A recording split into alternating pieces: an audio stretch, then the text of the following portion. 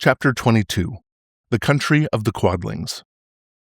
The four travelers passed through the rest of the forest in safety, and when they came out from its gloom, saw before them a steep hill covered from top to bottom with great pieces of rock.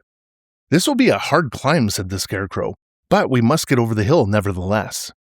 So he led the way and the others followed. They had nearly reached the first rock when they heard a voice cry out, "Keep back!" "Who are you?" asked the Scarecrow. Then a head showed itself over the rock, and the same voice said, "This hill belongs to us, and we don't allow anyone to cross it." "But we must cross it," said the Scarecrow. "We're going to the country of the Quadlings." "But you shall not," replied the voice. And there stepped from behind the rock the strangest man the travelers had ever seen. He was quite short and stout and had a big head, which was flat on the top and supported by a thick neck full of wrinkles. But he had no arms at all, and seeing this, the Scarecrow did not fear that so helpless a creature could prevent them from climbing the hill. So he said, "I'm sorry not to do as you wish, but we must pass over your hill whether you like it or not." And he boldly walked forward. As quick as lightning, the man's head shot forward and his neck stretched out until the top of the head, where it was flat, struck the Scarecrow in the middle and sent him tumbling over and over down the hill. Almost as quickly as it came, the head went back to the body, and the man laughed harshly as he said, "It isn't as easy as you think." A chorus of boisterous laughter came from the other rocks, and Dorothy saw hundreds of the armless hammerheads upon the hillside, one behind every rock. The lion became quite angry at the laughter caused by the Scarecrow's mishap, and giving a loud roar that echoed like thunder, he dashed up the hill. Again, a head shot out swiftly, and the great lion went rolling down the hill as if he'd been struck by a cannonball. Dorothy ran down and helped the Scarecrow to his feet, and the lion came up to her, feeling rather bruised and sore, and said, "It's useless to fight people with shooting heads. No one can withstand them." "What can we do then?" she asked. "Call the winged monkeys," suggested the Tin Woodman. "You still have the right to command them once more."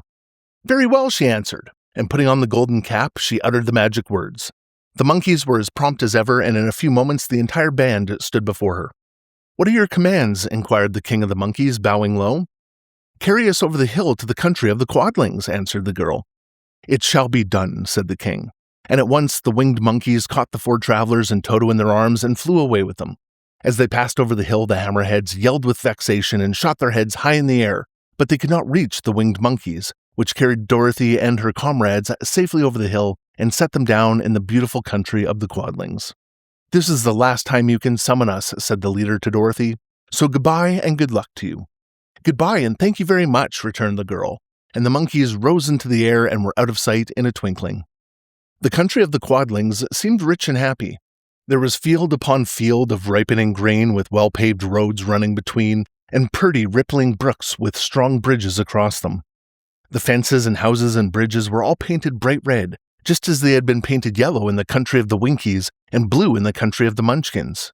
The Quadlings themselves, who were short and fat and looked chubby and good-natured, were dressed all in red, which showed bright against the green grass and the yellowing grain. The monkeys had set them down near a farmhouse, and the four travelers walked up to it and knocked on the door. It was opened by the farmer's wife, and when Dorothy asked for something to eat, the woman gave them all a good dinner with 3 kinds of cakes and 4 kinds of cookies and a bowl of milk for Toto. "How far is it to the castle of Glinda?" asked the child. "It is not a great way," answered the farmer's wife. "Take the road to the south and you'll soon reach it." Thanking the good woman, they started afresh and walked by the fields and across the pretty bridges until they saw before them a very beautiful castle. Before the gates there were 3 young girls dressed in handsome red uniforms trimmed with gold braid, and as Dorothy approached, one of them said to her, "Why have you come to the South Country?" "To see the good witch who rules here," she answered. "Will you take me to her?" "Let me have your name, and I will ask Glinda if she will receive you." They told who they were, and the girl soldier went into the castle. After a few moments, she came back to say that Dorothy and the others were to be admitted at once.